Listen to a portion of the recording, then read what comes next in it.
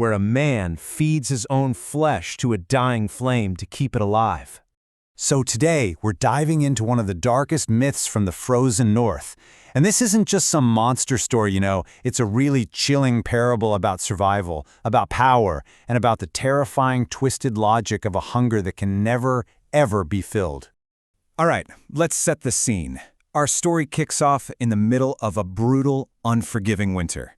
We've got a hunter, and he's desperate. He's faced with a choice so terrible that it doesn't just break him, it triggers a complete psychological collapse, twisting that basic will to survive into something truly monstrous.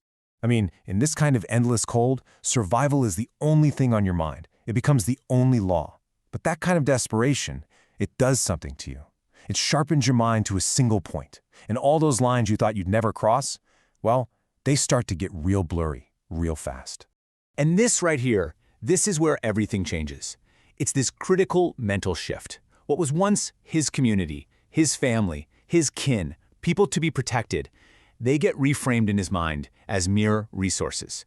It becomes this cold, brutal calculation driven by a pure will to power, where everyone and everything is just fuel to be exploited.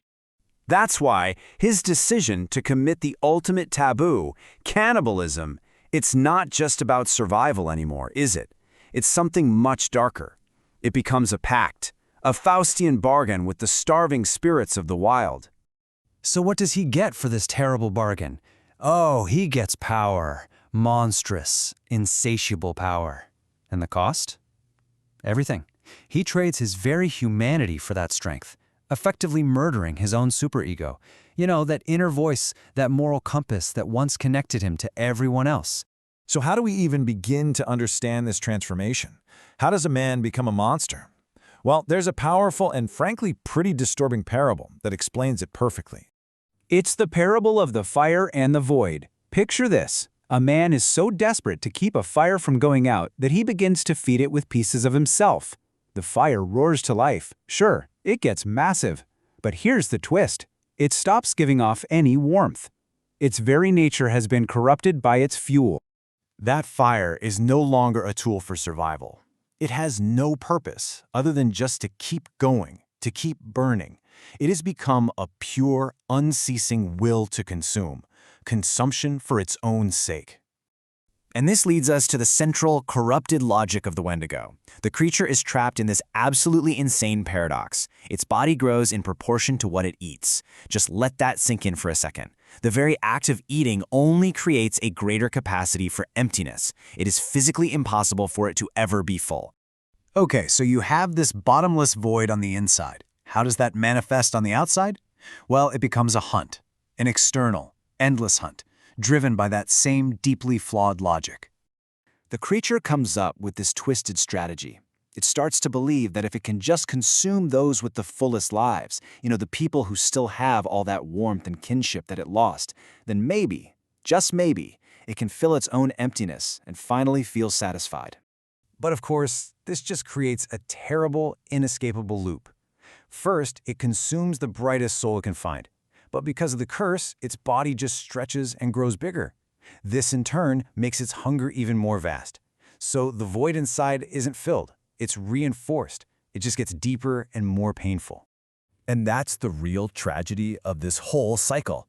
Every single success, every perfect meal, is actually its most profound defeat.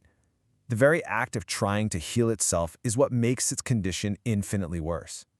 So from here, the logic has to escalate, right? If consuming the brightest life isn't enough to fill the void, then the only answer must be to consume everything. The Wendigo's new goal was to conquer the cold itself. It literally started to devour the landscape, the trees, the earth, the mountains. It thought that if it could just grow tall enough, big enough, that its sheer scale would finally be the answer to its internal void. Psychologically, you could look at this as something called the death drive, or thanatos. It's this idea of a subconscious, instinctual drive towards self-destruction, a deep desire to reduce all of life's noise and tension back to a state of silence and stillness, back to nothing. And that is the death drive in action. As it's consuming the world to grow larger, it is literally destroying the ground beneath its own feet. This whole quest for total dominance was really just a quest for a silent, barren nothingness. Eventually, it reaches its dark climax. It stands on top of the highest peak of a world it has completely devoured. It's done it. It has achieved total dominance. It is the master of the Wasteland. But what has it actually mastered? Nothing. It is the absolute ruler of a hollow shell, the only inhabitant of a kingdom of nothingness that it created itself. The ultimate victory is the ultimate isolation. And this brings us to the final, absolutely horrific paradox. What happens when there is nothing, absolutely nothing external left to consume? That eternal hunger, it turns inward. The creature begins to feast upon itself. But you have to remember the curse. Its body grows in proportion to what it eats. So even as it's diminishing itself, it's getting larger and hungrier in this state of agonizing, constant expansion. It's like a snake swallowing its own tail just to feel full. It's a perfect, closed loop of self-destruction. The more of itself it devours, the larger its stomach becomes, until it's nothing more than a circle of teeth and emptiness, forever chasing a meal that is, ultimately, its own end.